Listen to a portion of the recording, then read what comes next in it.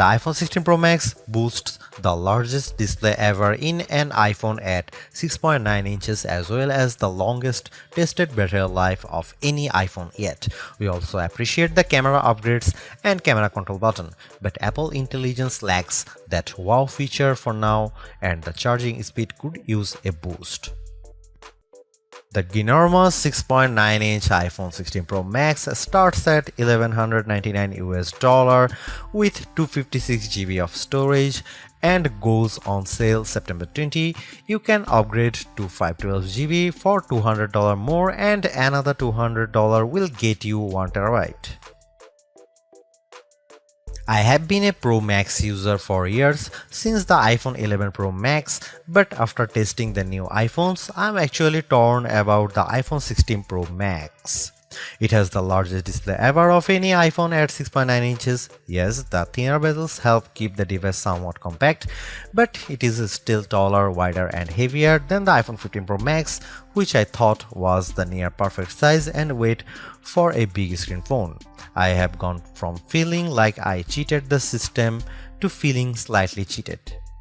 This might be an unpopular opinion, but I think the new Pro Max is a little too big, at least for my hands. It's more of a stretch now to do simple things like scrolling through web pages or TikTok, and once you put a case on your iPhone 16 Pro Max, it's like a mini tank.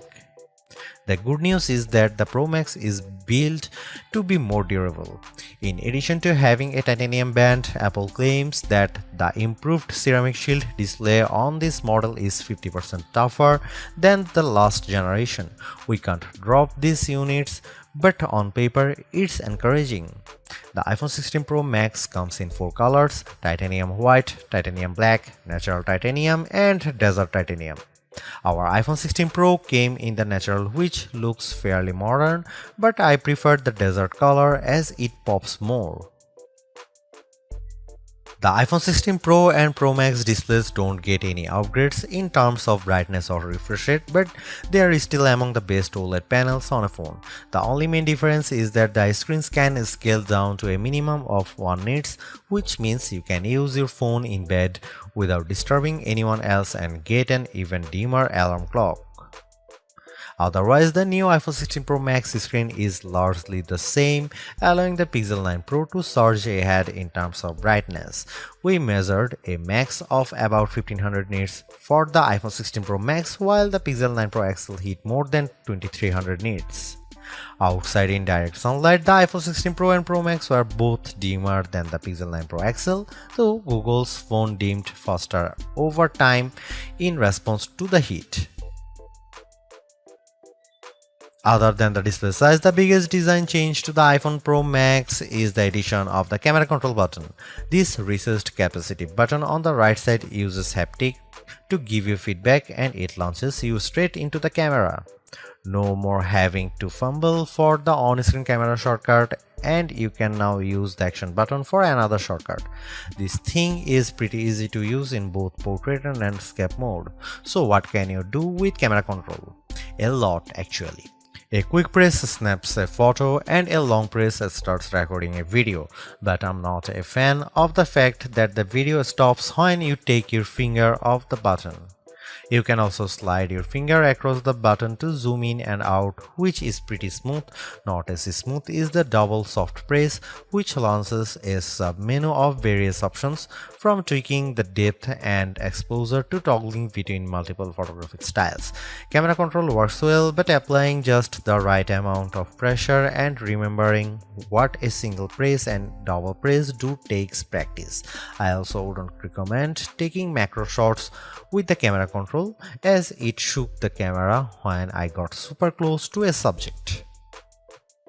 The iPhone 16 Pro Max gets a bunch of camera upgrades, starting with a new 48 megapixel fusion camera for the main shooter that's designed to read data faster. The result should be zero shutter lag and faster focus. I took some shots of people passing by on scooters and moving taxis at the same time on the iPhone 16 Pro Max and iPhone 15 Pro Max, and the new iPhone was indeed faster. The results were not necessarily sharper though, as you can see in this side-by-side comparison. Here are some camera samples of iPhone 16 Pro Max.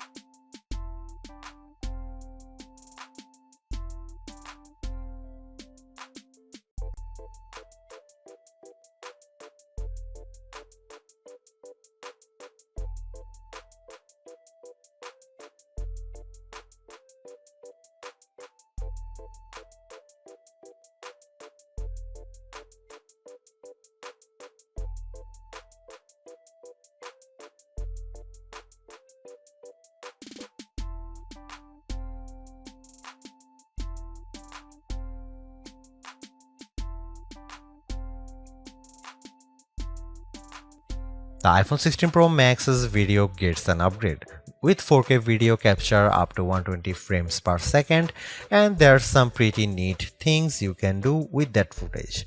Using the playback speed controls, I could slow down a ping pong match to 50%, 25% or 20%, and the footage still looked sharp.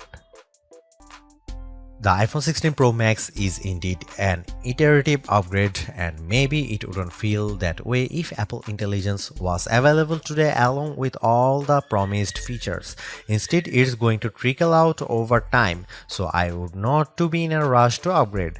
Having said that, I think that iPhone 16 Pro Max is the best phone money can buy right now if you want the biggest screen and longest battery life.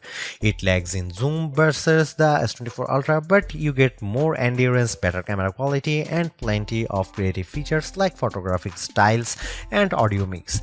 I actually preferred the AI capabilities of the Pixel 9 Pro XL series with its smarter Gemini Live voice assistant and other features like Add Me for photos and Pixel screenshots.